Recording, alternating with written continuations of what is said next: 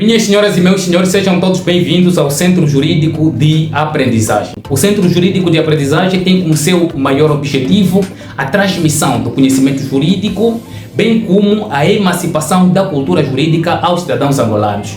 Ou seja, nós vamos procurar compreender o direito e explicá-lo de forma mais simples, para que tanto aquele que não domina institutos jurídicos possa compreender, e quanto aquele que domina possa necessariamente aprofundar os institutos jurídicos. Chamo-me Edmundo Eduardo Quintas, sou coordenador do Centro Jurídico de Aprendizagem, também sou professor de introdução ao estudo de direito do mesmo centro. Portanto, chame os seus amigos, partilhe o canal, coloque gosto e vai convidando o maior número de pessoas que tiveres para que também possam partilhar dessa festa do conhecimento. Hoje, em nossa aula de introdução ao estudo do direito, vamos tratar das funções gerais do direito. Bem, o direito é uma realidade que está presente em vários de nossos atos que praticamos. Pese embora muitos desses atos nós praticamos sem se aperceber que estamos de facto a praticar direito. O direito nos acompanha desde o momento do nascimento completo e com vida, à luz do artigo 66 do Código Civil. Com o nascimento completo e com vida, nós adquirimos a personalidade jurídica, ou seja, somos pessoas do ponto de vista jurídico. Sendo pessoas do ponto de vista jurídico, nós adquirimos certos direitos e certas obrigações. Assim, com a personalidade jurídica que nós adquirimos desde o momento do nascimento completo com vida, nós acabamos por ganhar já alguns direitos que são connaturais a nós. Direitos esses que nós chamamos de direito de personalidade. Os direitos de personalidade são aqueles direitos que estão ligados intimamente à própria pessoa. Bem, e sendo assim, quais são os direitos de personalidade que nós adquirimos desde o momento do nosso nascimento? São vários os direitos de personalidade que nós adquirimos, mas aqui nós vamos, a título meramente exemplificativo, explicar alguns direitos. O primeiro desses direitos que nós adquirimos é o direito à vida. O direito à vida está consagrado no artigo número 30 da Constituição da República, e estando na Constituição da República, conhecemos muito bem que a Constituição da República é a norma das normas. E, portanto, é ali onde nós vamos encontrar o direito à vida, que o Estado deve necessariamente respeitar. O segundo direito que nos apraz aqui aferir é o direito ao nome. O direito ao nome está consagrado no artigo 72 do Código Civil.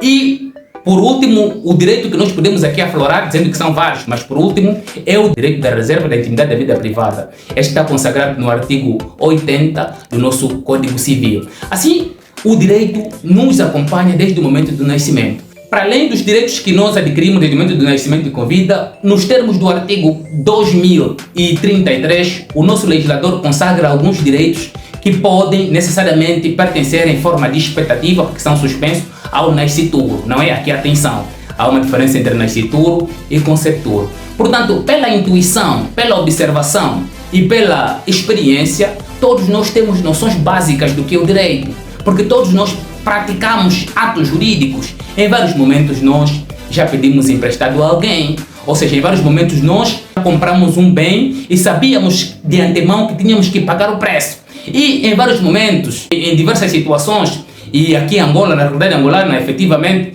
a casa está difícil, nós vivemos sob arrendamento, sabemos que temos o dever de pagar a renda. Essas todas as situações nos remetem para determinadas regulamentações, que é o direito. Portanto, a noção geral e básica do direito, quase que nós conseguimos depreender da nossa convivência social. Mas a definição que nos apraz aqui trazer sobre o que seja direito é a definição que nos é oferecida pelo professor Castro Mendes, no seu livro de introdução ao estudo de direito, na sua página 11, quando ele vem definir o direito como um sistema de norma de conduta social assistida de proteção coativa. Desta definição, nós podemos olhar três elementos. O primeiro elemento a ser enunciado aqui é olhar o direito como um sistema. O segundo elemento que devemos aqui prestar atenção também é olhar o direito como conjuntos de normas de conduta social. E o terceiro é a proteção dessas normas, que é assistência de proteção coativa. Assim sendo, podemos dizer que o fim do direito é a paz, o bem-estar econômico e social e é a justiça. Esses são os fins do direito. Mas então, como surge o direito? Não compreendermos onde surge o direito, devemos partir da noção da sociabilidade humana. E aqui vem dizer os latinos, ubi homo, ibi societas, ou seja, onde há homem, há sociedade. Na verdade, o ser humano é um ser eminentemente social, isso não há dúvida. Porque logo ao nascer, nós fazemos parte de determinadas comunidades, a família.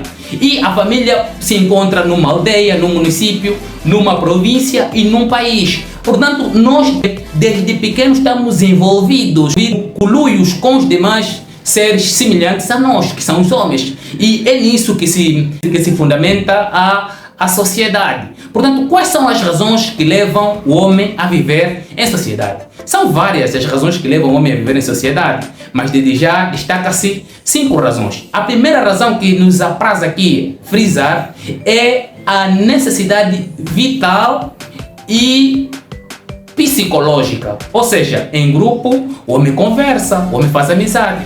Em grupo o homem faz uma família. E conseguimos necessariamente compreender que o homem não é um animal feito para viver de forma isolada. Basta olhar que quando nos encontramos por muito tempo em estados de isolamento, quase que a nossa mente entra em situações caóticas, pelo que o homem não é feito para viver por muito tempo em isolamento. Ele precisa partilhar as suas ideias e as suas convicções. A segunda necessidade que se deve prestar atenção é a necessidade de segurança. Ou seja, em grupo, melhor o homem se defende dos perigos da própria natureza. Em grupo também o homem se defende dos ataques dos seus semelhantes da sociedade mais agressivas, não é? E a outra necessidade que devemos prestar atenção é a necessidade econômica, ou seja, em grupo existe divisão de trabalho. Existindo divisão de trabalho, existe, na verdade, prosperidade, existe desenvolvimento e existe fluidez de todo o serviço. A outra necessidade que devemos ter em conta é a necessidade militar. Em grupo, o homem consegue se defender das comunidades externas, obviamente. E a última necessidade que nos apraz aqui para fundamentar a sociabilidade humana é a necessidade política. Ou seja, em grupo, o homem faz parte de um projeto político. Assim sendo, tal como afirmava Aristóteles na sua obra A Política, o homem é um ser eminentemente político. E se assim não for, ou é um ser degenerado, no caso um tronco, ou então é um ser superior ao homem, no caso um deus.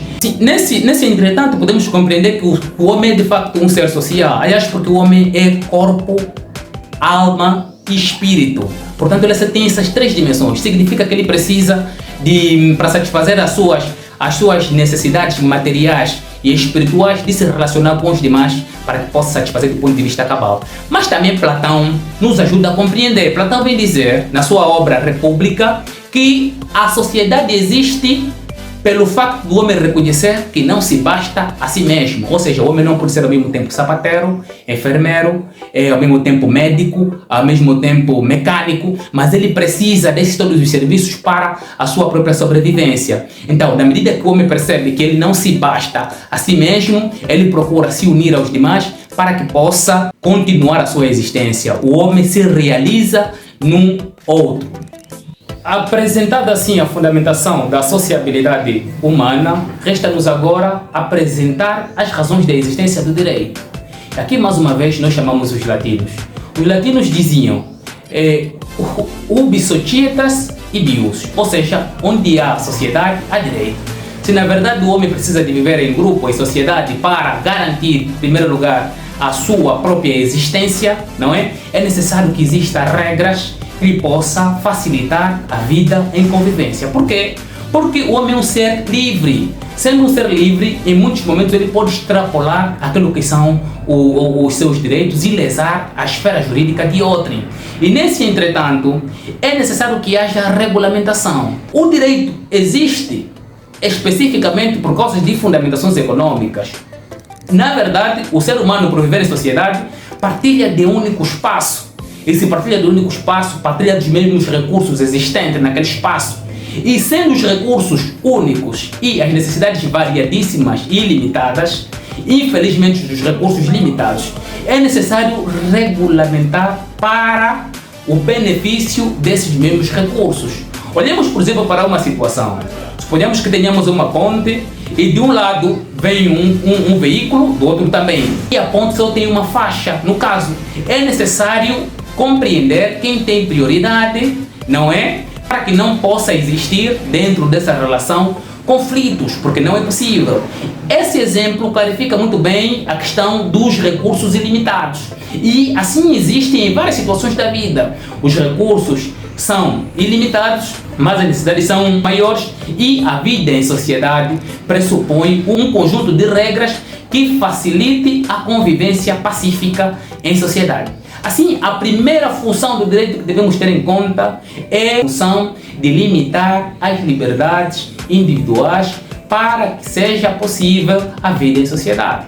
Aqui, o conceito de liberdade é pegado no seu fundamento mais puro, como liberdade fazer o que bem a gente quiser. Não no seu sentido sociológico, que liberdade significa agir segundo as normas sociais, ou então no sentido religioso, que significa fazer o bem ou seguir a Cristo.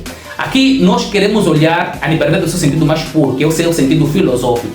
Mas olhando para esse sentido de fazer tudo o que bem me apraz, obviamente sabemos que dentro de uma sociedade é uma realidade quase impossível.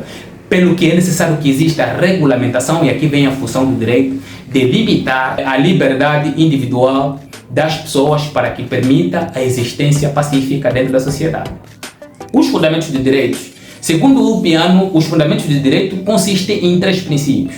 Primeiro, honeste vivere, o segundo, nemine lede, e o terceiro, sum quique tribuere, ou seja, viver honestamente, não prejudicar ninguém e dar a cada um o que lhe é devido. Se analisarmos bem, todos estes princípios vinculam para o próprio direito em si e para facilitar da existência do homem dentro da sociedade. Portanto, esse é o fundamento do direito.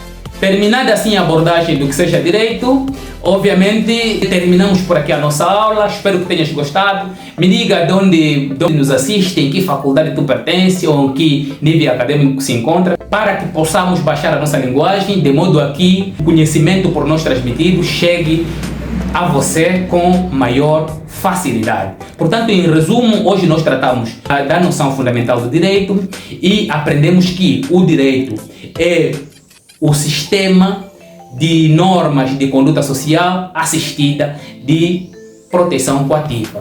Aprendemos aqui a natureza social do homem e essa mesma natureza justifica a existência do direito. Aprendemos aqui que o direito conserva consigo 3 princípios fundamentais, que estes são elencados por Piano, que são honeste vivere, nemine lede e sum quique tribuere. Ou seja, viver honestamente, não lesar ninguém e dar a cada um o que lhe é devido. E desta definição podemos já deprimir o conceito de justiça dita por Piano, que justiça este consta de perpétua voluntas e sum quique tribuere, ou seja, justiça é dar a cada um o que lhe é devido, que é o fim do direito. Muito obrigado a todos.